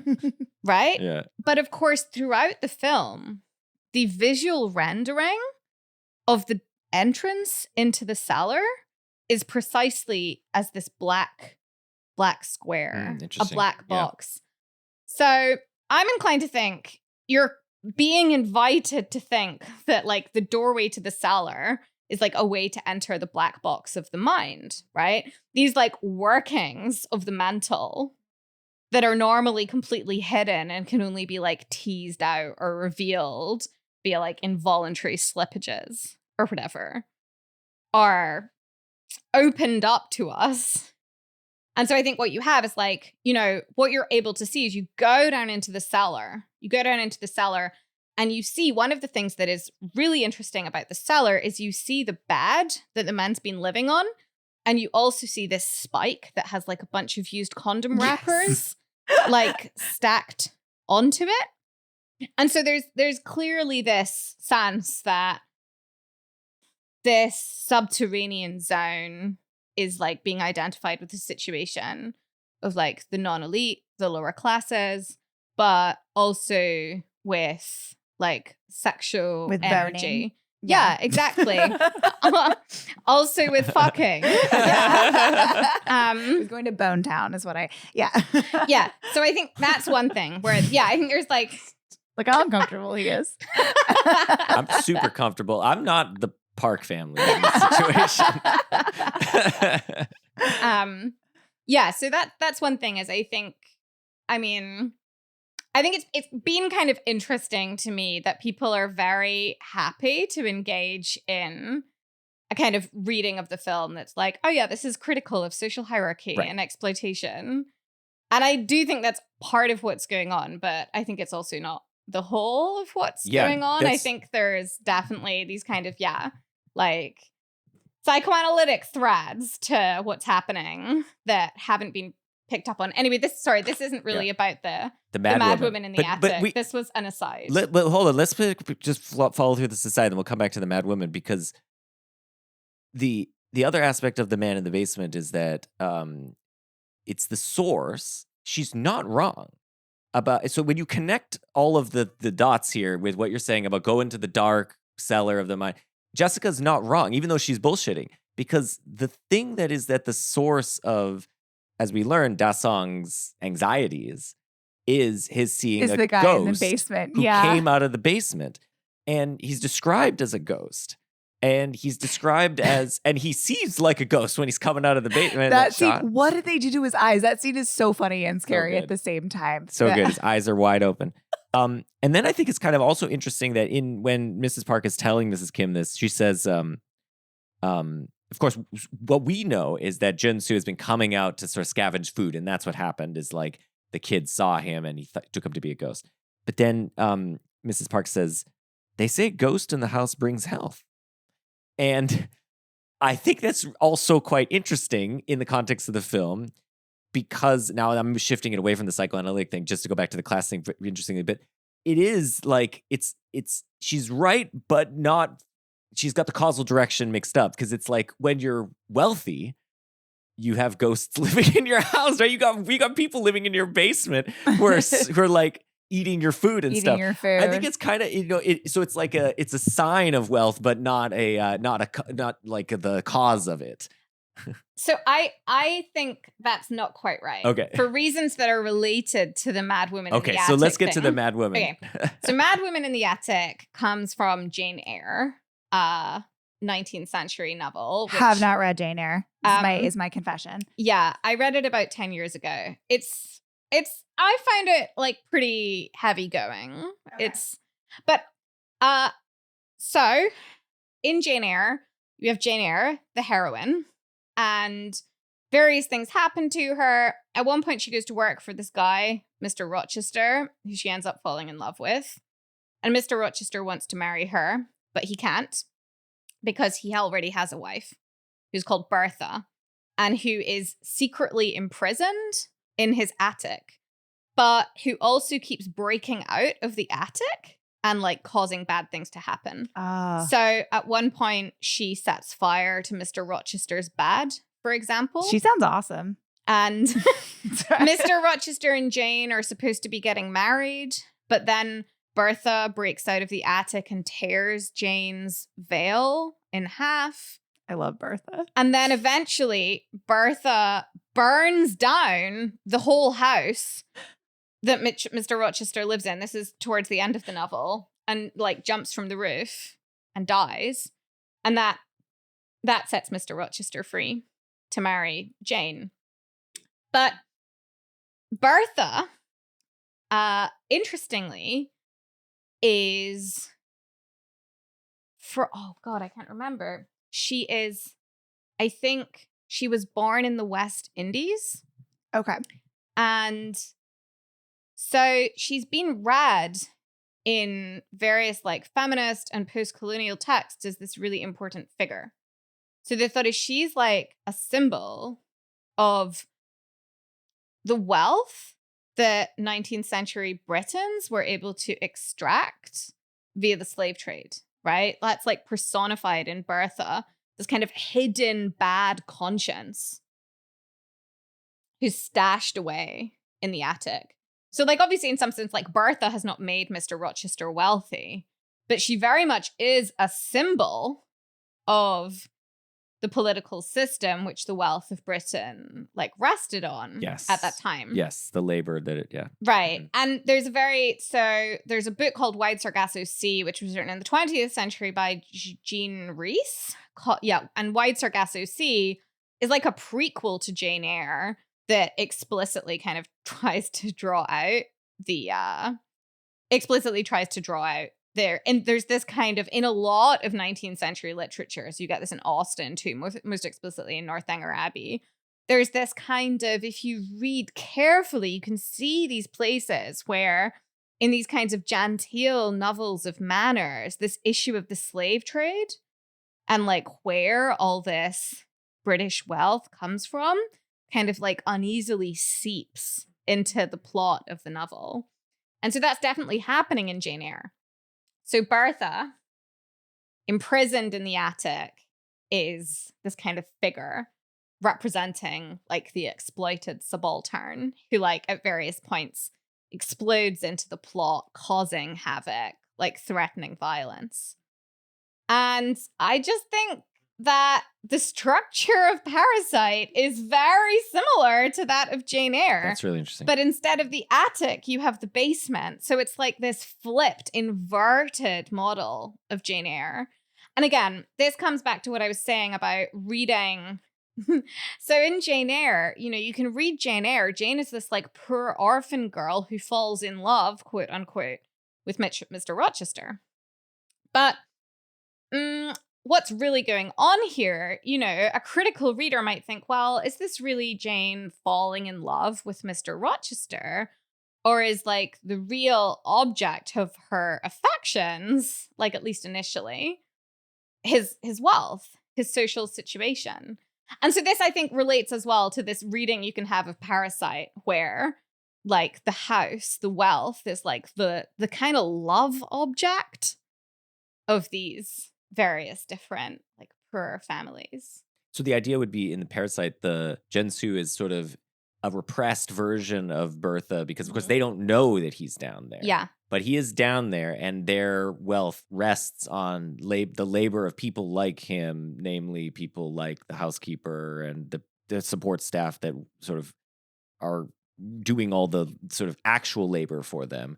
And that this, it sort of, it sort of that suppression can only or repression can only last so long because it's going to sort of come out in these ways, and of course it's going to come out in the case violence, I guess. And why does it have to come out in violence in the case of Parasite? I guess I could, because with Bertha, like I don't know, what's in Jane Eyre, what's the motivation for, or the allegorical reading of the violence there?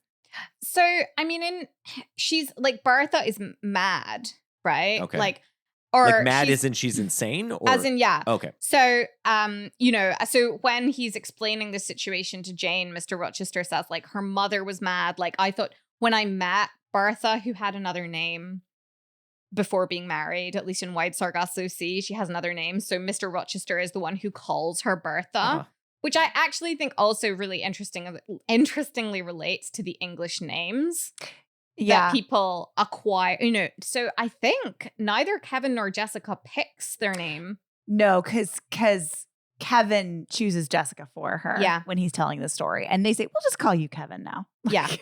When he's the tutor. Yeah. So this like being renamed, right, is, I think, like clearly freighted with a certain kind of significance. And that's what happens to Bertha as well. She is renamed by her husband, who has all this power over her. And I think in Wide Sargasso Sea, I think she wants to stay in the West Indies, but he like forces her to come back to England. And so in Wide Sargasso Sea, the thought is like, well, of course, like Rochester drives her mad, you know?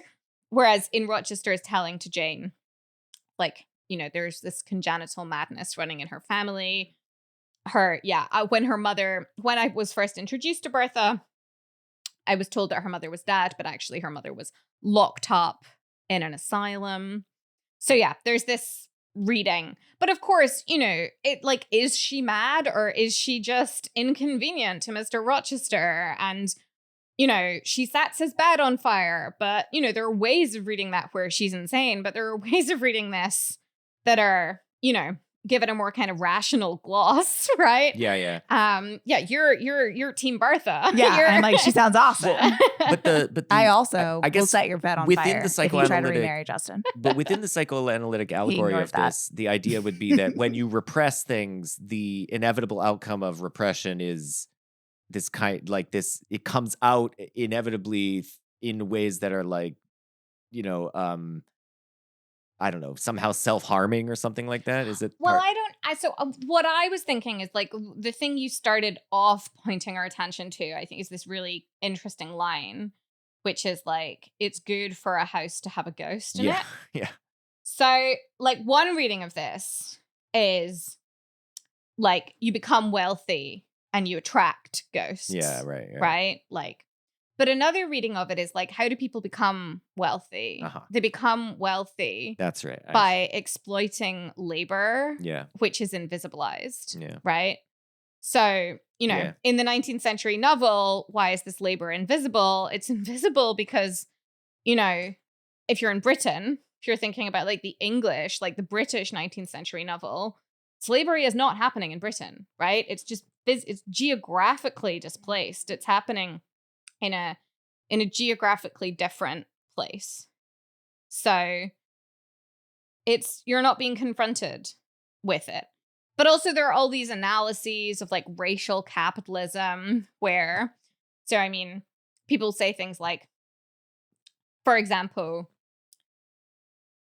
that the fact that slave labor was being exploited in the American South meant that consumer goods like sugar could be sold more cheaply in the industrial towns of the north of England, which like facilitated the extraction of wealth from those laborers because they were able to purchase consumer goods more cheaply than they would not have been. So there are all these like imbrications of wage labor on the one hand and slave labor on the other hand. So like the slave labor on some analyses is like crucial to explaining why wage labor was able to persist, right?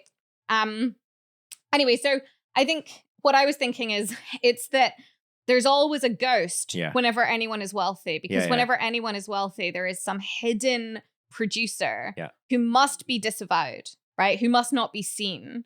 Because if you could see them, you would have to confront their humanity, their dignity, their claims on you. So they are made ghostly. They are made ghostly by your inability to confront like their moral status.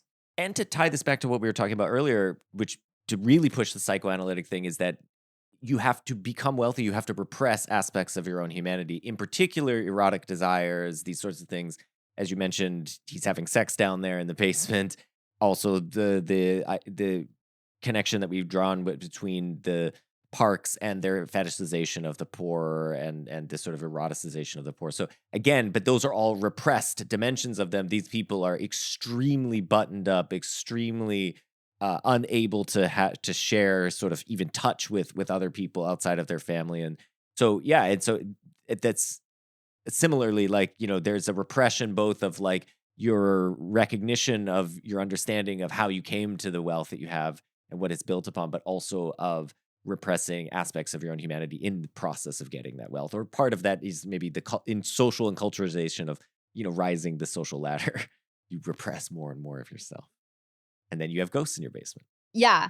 Who come out and kill you. And I think, as well, I think one thing that's going on in the film a lot is you have to repress more and more aspects of yourself, but it also becomes easier and easier, and in some sense, like more and more necessary not to engage in any kind of empathetic mind reading of the people around you.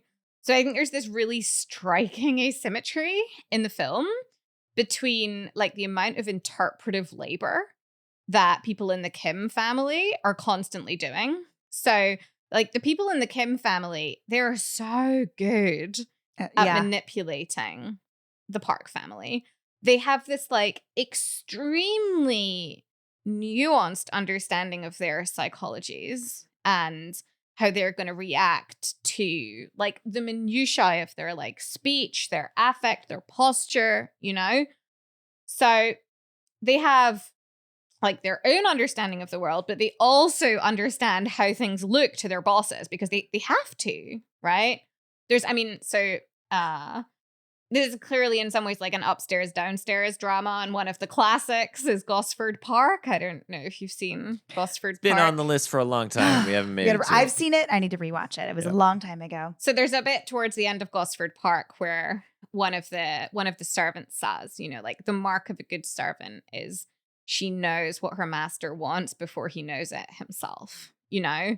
So the thought is to be a good servant, you have to have this intense, like, psychological insight, basically. You have to be able to know, oh, he's going to want a drink of port in half an hour.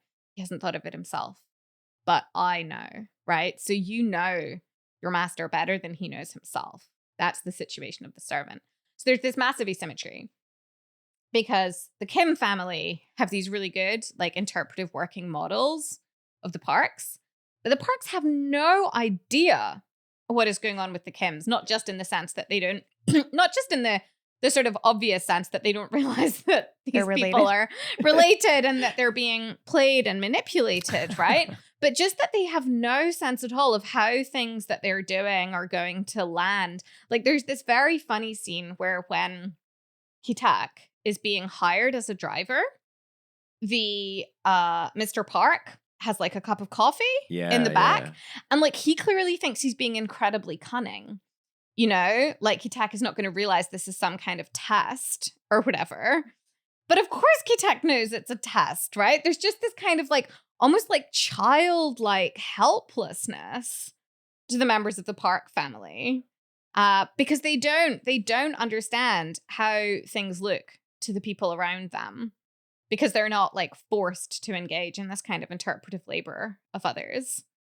Yeah. And I think that's a big part of why the smell thing is so significant, right? Is because they don't really grasp how obvious their reactions are. Exactly. Yeah, and how they're taken by others. Yes. Yeah. You know, it is interesting because Jin-soo is in some ways the readings we're kind of playing with, he sort of embodies some of the subconscious, but also like he is also utterly oblivious to sort of everyone around him because he's been sort of socially cut off, I guess, or whatever.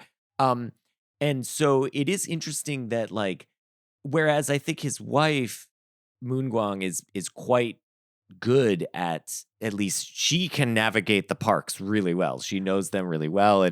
But it's interesting because her relationship to them seems like, well, I don't know. Laura, you had this idea that maybe she was like, she just cares about the house, but she does seem to care about them to a certain degree. Like she cares about them more than she cares about them more than the Kims. For sure. You know?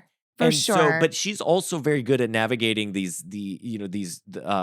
that space and understanding them and their needs. Well, she's closer to Jung-se, her husband, in that regard. Is that like I think she has that Gosford Park servants like attitude too, that like what makes me good at my job is I'm anticipating their needs, but not in service of like becoming them or becoming better than them or taking their place, but in service of like staying right where I am because this is what I have to do. This is a symbiotic relationship for me. Yeah, that's how I feel about it. So I think that's the difference.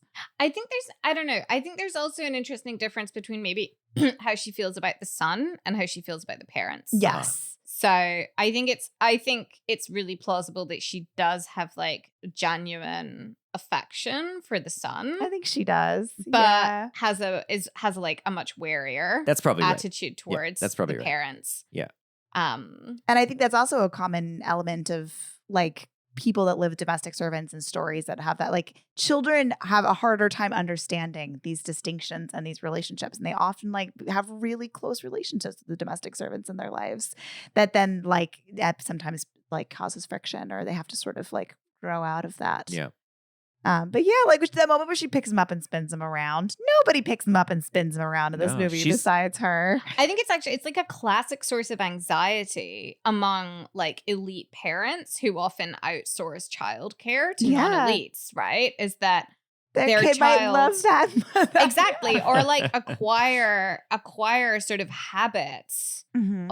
of thought or deportment or Yeah. affect that are inappropriate to their elite status. Yeah, you yeah, know, yeah. so on the one hand, there's like, I need to outsource this work, but there are these costs that constantly need to be that navigated. intimacy that Exactly, happens. yeah. Which is why the strategy employed by the Kims to get the Mama Kim hired is to use the business card with like a very fancy looking font, and it's a high class housekeepers. So this immediately makes the sets at ease Mr. Park. Right. But it's also that I was thinking in terms of like the housekeeper's ability to sort of repress her needs, and the fact that the reason she gets fired is because of this like involuntary biological response that she can't manage, right? Her peach allergy. Peach allergy. And it's like that's her downfall, is her inability to, you know, she's clearly an extremely skilled like manager of like her own body, of her emotions, but then this kind of undisciplinable, ungovernable, like biological reaction is her downfall. I mean, this is also partly why I found the film so surprising downer in the sense, you know, so Bong himself said, and I think we all agree on the basis of this conversation, that, you know, it's supposed to be a tragedy, but like there are no villains and there aren't really any heroes either. And in a movie where you would have, like, to contrast it to Snowpiercer, where there's like this clear villain at the top who's like engineered this social situation that sucks. You could just be like, well, it's that person. Like, get them. They're the problem. But you can't point a finger, so there's no satisfactory catharsis that you can get at the end of the film. It's just sort of like, meh. Life's complicated. And you know, and that is really, I mean, it's real, but it's also it isn't supplying the usual thing you would expect in a kind of narrative that would provide that sort of satisfactory ending of like, here's the villain, they're defeated, and now hero, good triumphs over evil. And that to me makes it more depressing. But anyway, that's why I'm just so surprised by the reception to this film. It's a super fun film. It's a romp, but it's just so, like, if you think of like Best Picture winners in the Academy, like, yeah, this was the first foreign language film to win Best Picture. But I think the thing to me that is like the most outlier thing about it is how it's to me feels like a very bleak film, and those kinds of movies just don't typically resonate on a wide scale with average moviegoer. To what extent do you think it was able to do those things, to make those moves, precisely because it's not set in America and it's not an So there's English that language distance. film, Yeah, right? that might Like be. an American viewer can read this, can watch this and think, oh, yeah, things look really bad in South Korea. Yeah, Right. yeah. So There's again, enough there's this kind of distance, yeah. disavowal, Yeah. right? You're able to recognize pathologies, even if they're your own, when they're held at a distance. And you're also, the American audience is held up as like the place even the parks are trying to get to. Yeah. So, you can sort of feel good about that. Feel I good if guess, you're from Illinois. yeah. I mean, it is. I just think it's really interesting. Like, the more I think about the film, the more I think, yeah, this is pretty bleak. And Mhm. I can't think right now off the top of my head of another Best Picture winner that is sort of that bleak in that regard. Like, even I a don't know. I movie, don't like, have those. take like, it didn't win Best Picture, but, I mean, like Saving Private Ryan, even a movie about ostensibly a much more in-your-face horrible circumstance like World War II. This is a super, it has like the happy ending. It's like the triumphant ending. I mean, it's that end movie ends with like, a lot of people died, and so to get this one guy saved, but it ends with him being saved and he's with his family. So there is that kind of, again, you get that sort of emotional denouement that I think. I mean, it's profoundly sentimental, Yeah, right? exactly. The ending is, and I think one of the things that's so great about Parasite is it manages to resist. Oh my God, I know. sentimentality. Yeah. Just I mean, I think I was thinking when I was rewatching it to prepare for this, one of the things that one of the films it sort of brought to mind for me in the scenes with the flooding of the basement apartment were actually these iconic scenes from Titanic, where Rose is like going through the flooding corridors to try to rescue Jack.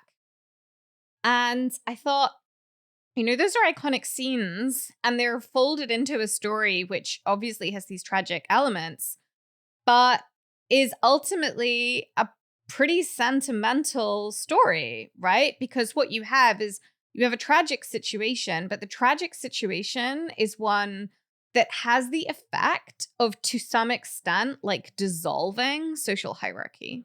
Like what you're left with is, yes, there's this injustice where the first class passengers are allowed to get onto the lifeboats before the third class passengers. But in the end, there are the bodies of the rich and poor alike, bobbing, frozen to death in the icy North Atlantic, right? So there's this kind of, you get this idea, yeah, these divisions are artificial. And what this horrible tragedy reveals is like some kind of common humanity that it's our duty as viewers to recognize and go on to honor. Well, yeah, but also Rose at that movie is Rose's story, and at the end, Rose has like lived out Jack's life in a way, because she's shown in the pictures to like riding horses and doing all the things he said he would do. And then also that movie, I think that movie is also actually an anti-capitalist creed, because in the end, she gets rid of the heart of the ocean. Like she actually, the thing everybody's running after, she throws it away. And again, embraces this sort of like the experiential sort of sort of wealth driven or capital driven sense of life and a good life. But yeah, so a sentimental version of Parasite. Yeah. A sentimental version of Parasite would be Jessica is stabbed and the son faints, has his seizure, because I guess the ghost has reemerged. The ghost right. I didn't even think about that. Oh my gosh. That's why, yeah. Oh, Yeah. But he's gonna have so much therapy. Not only that, it stabbed someone right in front of him. True. But would be a sort of, oh, this horrible thing has happened, and now our social divisions are going to dissolve. Work together. Exactly. We're going to work together. Like we can take Jessica to the hospital at the same time as the rich son, but instead you get none of that, right? You got this like intense, like people retreat into their own family units in this like profound, you get this like profound, depressing atomism. And I think that's part of what makes the film great. Yeah, is that totally. It resists that kind of easy sentimentality. But yeah, I guess it also like sharpens the puzzle It's just that you were posing, I mean, which is how was this film able to be palatable in Yeah. the way that it was to American audiences? I think yeah, Laura, you have an answer.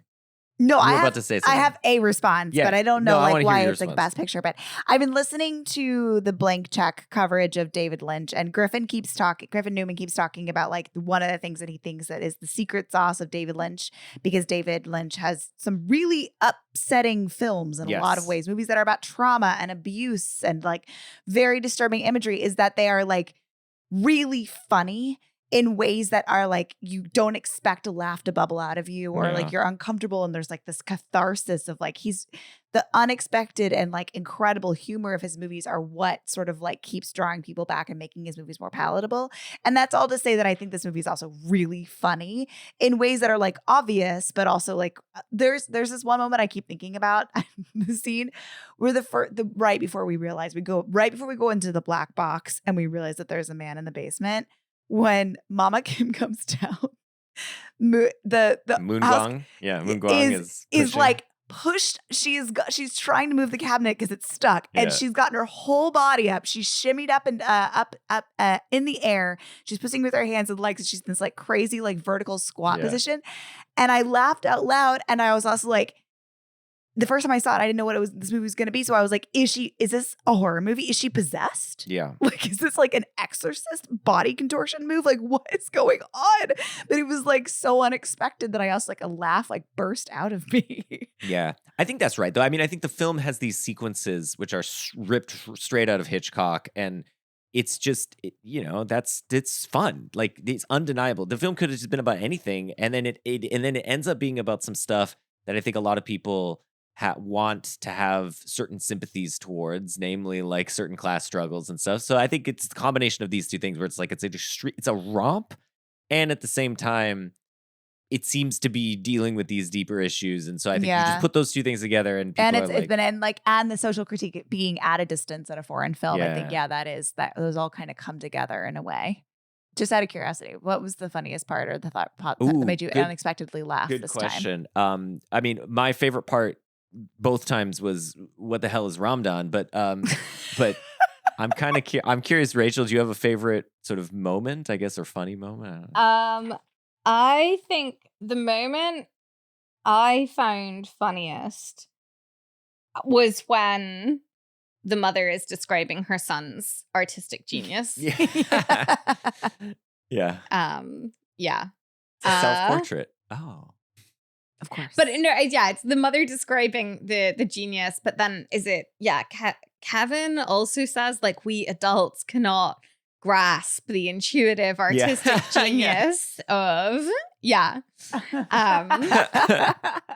but then I guess, I mean, one thing I think about this is it's extremely funny, but it's also, there is this kind of like barbed layer of social critique even there.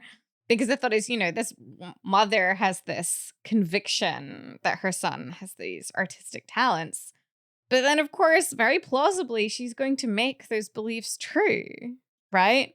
She's going to purchase all these tutors for him. And so you're going to get this kind of social looping effect. Like this belief that kind of started out delusional will make itself true via her purchasing power. It is interesting, too, that the sister sort of sees the delusion. Like she's like, the kid thinks play acts at being an artistic genius, but he's not. He's not really.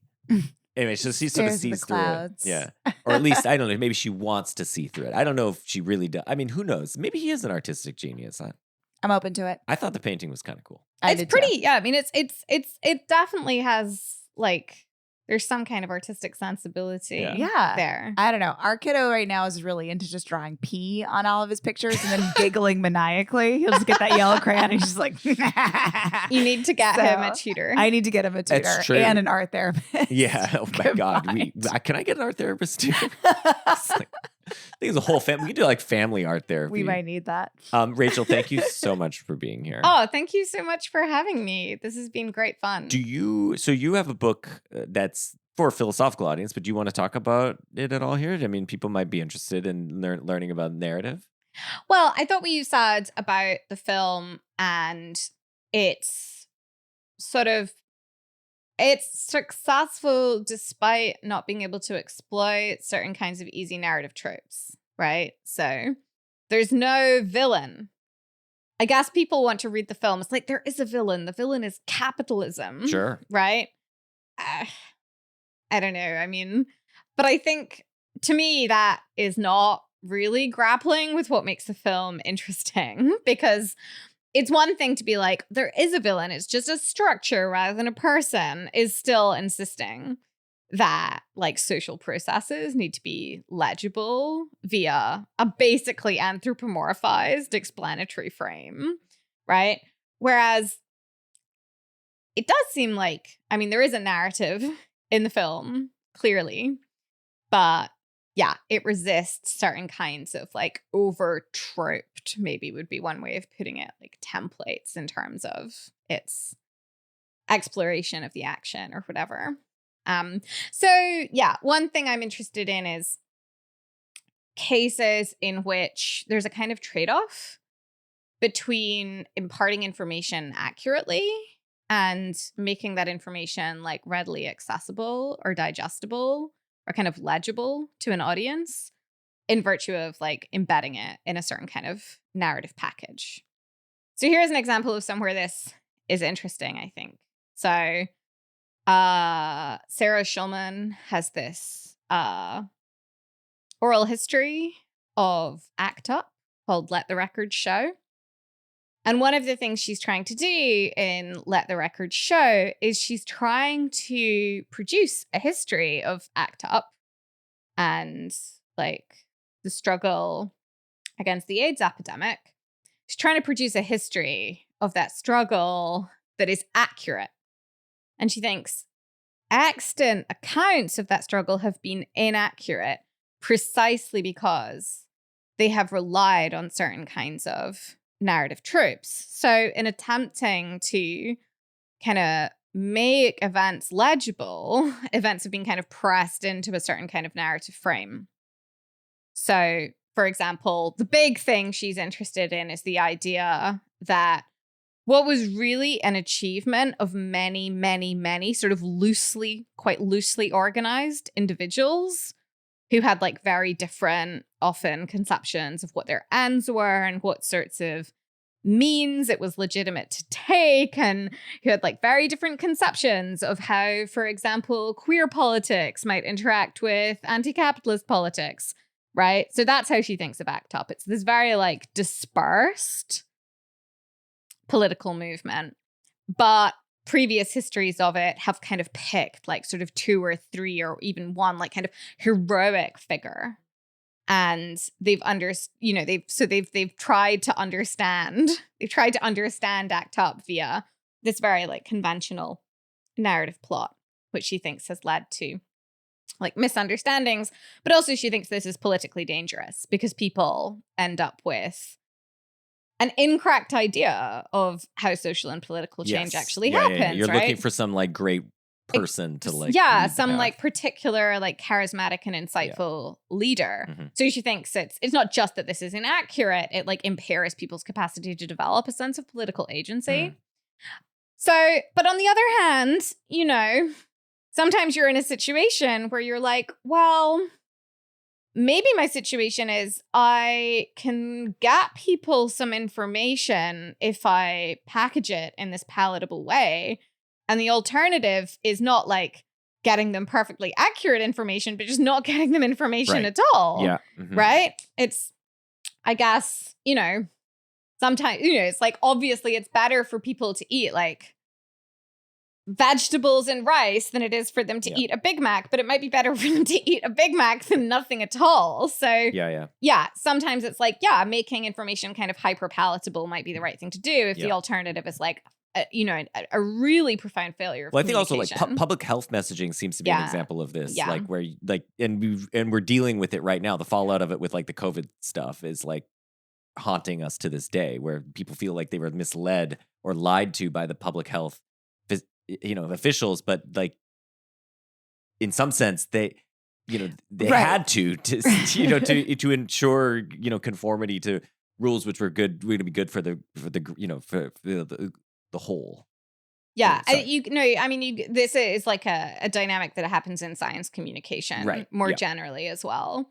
So yeah, I'm interested in those kinds of trade-offs. So you're writing a book on this? Well, that's kind of tangentially related to the book. Yeah, so the book is going to be about narrative examined as an epistemological phenomenon. So I'm interested in what happens to a bunch of kind of classic questions in epistemology, questions about sort of justification and when it's legitimate to sort of testify to someone, invite them to rely on your word. What happens to those kinds of classic questions when you take seriously the thought that much of our thought and talk is narratively structured?